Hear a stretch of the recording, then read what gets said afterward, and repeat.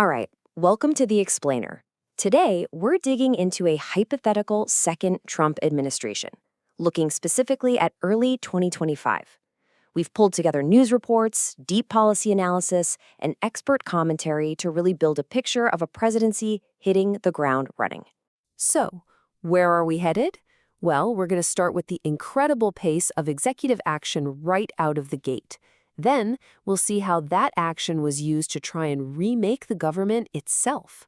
From there, we'll trace the ripple effects, looking at foreign policy, the economy, and finally, we'll get into the huge national conversation that all of this sparked.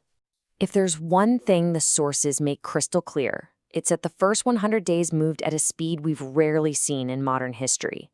And it was all driven by this absolute flurry of executive action. I mean, just look at this number. An analysis from EY tracked more than 140 executive orders signed in only the first 100 days. To put that into perspective, that shatters a record set by Franklin Delano Roosevelt way back in 1933, right in the middle of the Great Depression. And these weren't just disconnected actions. They really formed a clear three-pronged strategy. First, go through and systematically undo the policies of the previous administration.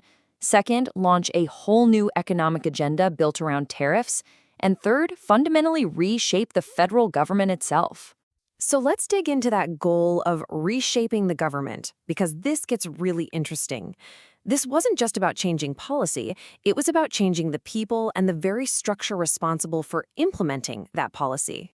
Okay, so one of the administration's very first moves was creating a brand new entity by executive order, the Department of Government Efficiency, or DOGE. Its mission, at least on paper, was to modernize federal technology and restructure the entire workforce. Now, this new department was reportedly given just sweeping authority. It moved super quickly to take over all federal hiring and to implement major workforce reductions. This led to things like mass firings at agencies like Health and Human Services and the complete elimination of all DEI programs. Sources also note that when DOJ got access to the federal personnel and payroll system, it set off some serious cybersecurity alarms among senior officials. And this effort to reshape the government wasn't limited to the new department. On a single day, sources reported that at least 17 inspectors general, the independent watchdogs inside federal agencies, were fired. That signaled a huge shift in how government oversight was going to work.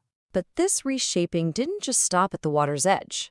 The sources describe an equally dramatic shift in America's whole approach to the world, which triggered a massive reevaluation of long-standing alliances and international norms. An analysis from The Economist that came out in late February 2025 really captured the mood among a lot of international observers. It described this rupture of the post-1945 order and warned that we were moving toward a world where raw power dynamics, not established alliances, would dictate everything. And this slide really gives you a snapshot of what that transactional approach looked like in practice. For NATO, mutual defense was reportedly made conditional on hitting spending targets. For Ukraine, the U.S. apparently opened direct talks with Russia and suspended aid. At the same time, sources detailed threats of economic annexation against Canada, a renewed push to buy Greenland, and a major pullback from UN bodies like the Human Rights Council. Now, these geopolitical shifts were deeply connected to a powerful new economic strategy: the rapid and really dramatic use of tariffs as a primary tool for both domestic and foreign policy. This chart, wow, it really puts the scale of that change into perspective. Between January and April of 2025, the average applied U.S. tariff rate reportedly just exploded. It went from just over 2% all the way up to 27%.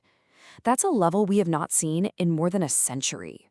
So the administration's rationale was that these tariffs would protect American industry, that they could act as a substitute for income taxes, and that they could pressure other countries on issues like drug trafficking. But economists cited in the sources were pointing to a very different reality: rising consumer prices, retaliatory tariffs from our trading partners, and downgraded growth projections from big institutions like the World Bank. The economic shockwaves also hit the very institutions that are responsible for measuring the economy. After a weak jobs report, the administration fired the commissioner of the Bureau of Labor Statistics. According to the sources, critics immediately warned this kind of action risked politicizing impartial data and, well, undermining public trust. And that idea of eroding trust, it wasn't just limited to economic data. These rapid policy shifts kicked off this really contentious nationwide debate about the country's fundamental identity, its values, and its future. An analysis from Harvard's Carr Center for Human Rights Policy actually brought together a range of experts to ask this exact question. And as you'll see, their perspectives show some really deep divisions. So, one perspective from a scholar named Gloria Agee highlighted a major concern that increased executive power, when combined with this growing public skepticism of established institutions, could potentially wear away at civil liberties and challenge democratic norms. Then you had another expert, Tao-Lee Goff, who looked at this through a totally different lens: environmental and climate justice. She argued the policies promoting resource extraction could disproportionately endanger protected lands and the indigenous communities who have been their protectors for centuries. In a third analysis from that same report pointed to a growing crisis of information. Albert Fox-Kahn described it as an ontological schism, basically a fundamental divide where Americans are no longer operating from a shared set of basic facts about the economy, about crime, or about society. And that makes reasoned debate nearly impossible.